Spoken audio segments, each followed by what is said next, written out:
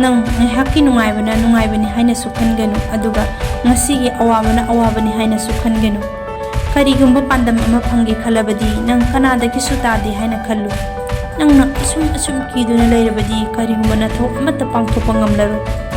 Nang na nasana nasabu thajaba matamdata sangsar asida lairiba punamuk kudum janba ngamgani. Maithi khraba thabaksing adugi maramda nang na karigi asum khanduna lairibana aduga nang na phangi khaliba panthum tubana karigi kaukthoklibana. Punsi haibasidi lepa laitana honagadabani. Nangi pandam aduna hek phangdri fawba kalak mi hoba laitana nangna nangi thamoi nungda phangi khallaga taliba maduda pungning thawai haksang yawna honari soidana phangani. Punsi haibasidi khudong thiba kaya ni noma gi thengnariba adubu punamakse thengladuna phangdaba yate khanduna honaba achabu wakhal khanba mitana magi pandam phangkhiba. Palifam haibasisu angakpani ekhoina hekta phangba ngama nati adubu ekhoina tawge phangdaba yade khanduna tawrabadi akanba nonglei nungsit phawbana su maithiba piba ngamde.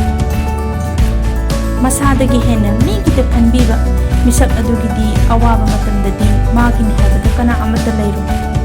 Isagi awabadi khanta mayoknagadabani miyondagi oinadi wahay oina haibiba katani. Nang se mina angawbani hairaklabadi nathanda khangjo nangna karigumba kharadi tawli haiba. Nangi awaba nungaitaba kaya ama leirabasu maithongda mami tahangani adu orabi awabda adumak chakhrigani. Nangna tawge pangthoke khaliba thabak aduna chakdungna honarabada mai ising nungsina phawba yaithatba ngamloi maithiba piba ngamloi. Aduna nangsu karigumba kharadi miyam mamangda tawli habadu ulamu. Loksing budi haibasidi badam charaga singlakpadi natte karigumba khara khudong thiba mayoknaba matamdata singlakpani. Awaba haibadi anamak mayoknagani. Matam amada nang uraga kubak punaraba miyoisingdo masidi nang suknage haiduna soiduna lakani. Harini awaba haibase arumba polum pubaga chap manarabasu madugidamakta nang karigi waribani nangonda asonba kari leibagi. Masidi nangna mapanthongda maithibadi natte thamoi nungda honaninggi chang adu hantharakpagani. Adubu samudra mapan isingna lairaida hanjin leibagum nangsu hanjin hotnaw. Madi ayuk nungkin numidang khaidana adumak honaduna lei.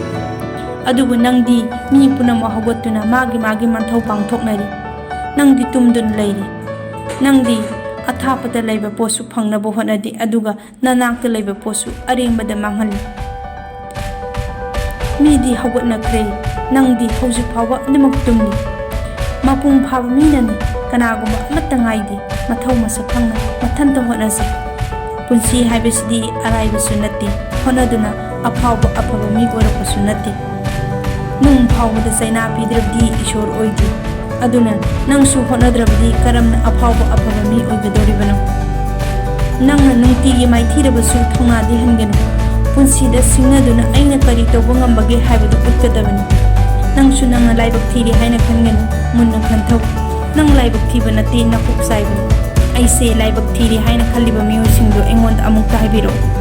Nanggi sanaba sak phangdabara leinaba yum leitabra nangbu nungsibiba ima ipa leitabra aduga khwaidagi maru oiba amana ngasi phawbada nang malemse sur honbadi ngamde.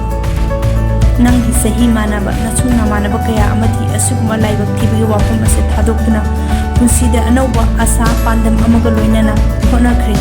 Aroibada miyoibagi punsida nungaiba phana yama oisinu paisa phana yamna paibu oisinu awatba adkharadi andamak leigani. Video asibu yanangrabadi share tawbiba kawbiganu. Mathangi video de amuk thengnarasi SC Studio.